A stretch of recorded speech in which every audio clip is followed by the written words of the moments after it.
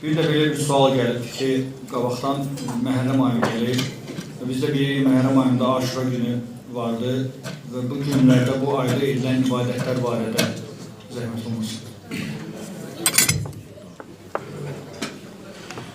Məhərrəm ayı hicri aylardan bir aydır və həmçinin başqa aylardan fərqi ondadır ki, Məhərrəm ayı haram aylardandır.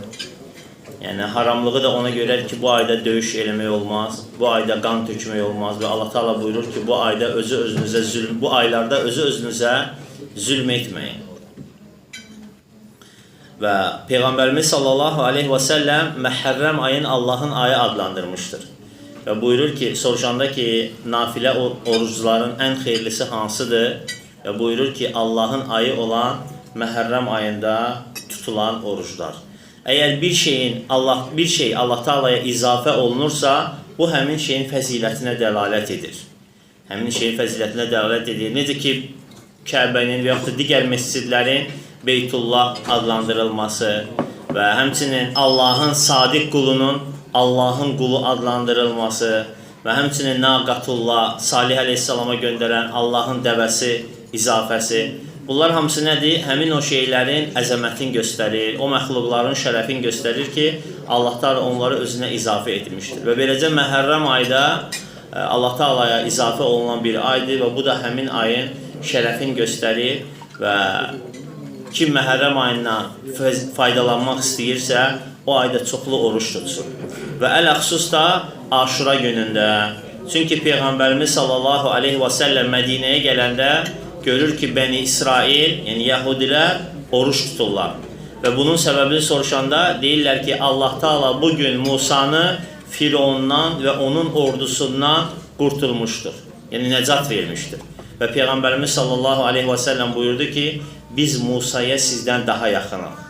Biz Musaya sizdən daha yaxınıq. Çünki niyə görə? Peyğəmbərlər hamısı qardaşdır. Dedi ki, Peyğəmbərimiz sallallahu aleyhi və səlləm ki, Peyğəmbərlər qardaşdır. Yəni, eyni dini gətiriblər hamısı. Tək Allahlıq, təvhid dini. Dedi ki, biz Musaya onlardan daha yaxınıq.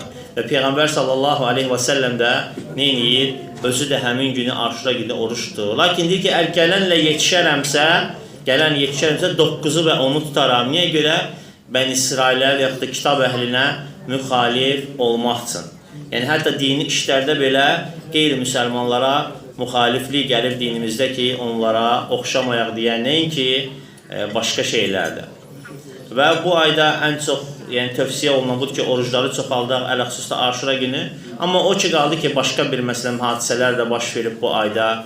Peyğəmbərimiz sallallahu aleyhi və səlləmin sevimlisi, 2 reyhanından biri sayılan Əli ibn Əbi Talibin oğlu və Peyğəmbərimiz sallallahu aleyhi və səlləmin qızı Fatimə radiyallahu anhənin oğlu Hüseynin faciəli bir şəkildə zülmlə qətlə yetirilməsi. Baxmayaraq, bu ay daha çox bu şeylə mərufdur, bu şeylə daha çox tanınıb, bu tarixi hadisə ilə daha çox tanınıb ki, bu cürlə dəhşətli bir hadisə baş verib və biz müsəlmanlar da bu hadisəyə baxmalıyıq, oxumalıyıq, öyrənməliyik və buradan ibrət almalıyıq. Bu hadisələrdən ibrət almalıyıq. Amma o ki, qaldı ki, insanlar özünə zülm eləmək və yaxud da şəriətdə olmayan hərəkətlər eləmək, asilik eləmək, müsibətlər anında. Çünki bu ümmətin müsibətidir. Hüseyin radiyallahu anh faciəsi ümmətin faciəsidir, ümmətin müsibətidir. Amma müsibətlərin hamısının qarşısında müsəlman nə etməlidir? Səbir göstərməlidir. Səbir göstərməlidir və o müsibətə görə savabın Allahdan ummalıdır və Allahın qədərinə nə etməlidir? Razılaşmalıdır. Və sözsüz ki, o hadisələrdən, məsələn, o hadisələrlə düzgün qəbul eləməmək, hansı ki, bu günümüzə gəlib çatıb bizə və buna da İslam dinini sevməyənlər şərait yaradıblar ki, bu gəlsin, bu cürlə anlama çıxsın ki, insanlar bu vəziyyəti, bu hadisəni Peyğəmbərimiz sallallahu aleyhi və səlləmin ümməti olaraq, yəni ki, hansı ki, bu ümmət bu müsibəti necə qarşılamalıdır, o cür deyil, başqa cür qarşılamaq. Biz əvvəldə olan, keçmişdə baş verən hadisələrdən yalnız ibrət almalıyıq. Tilkə ümmətun qad xalət. Allah Teala buyurur ki, onlar bir ümmət idi, artıq keçib getdilər.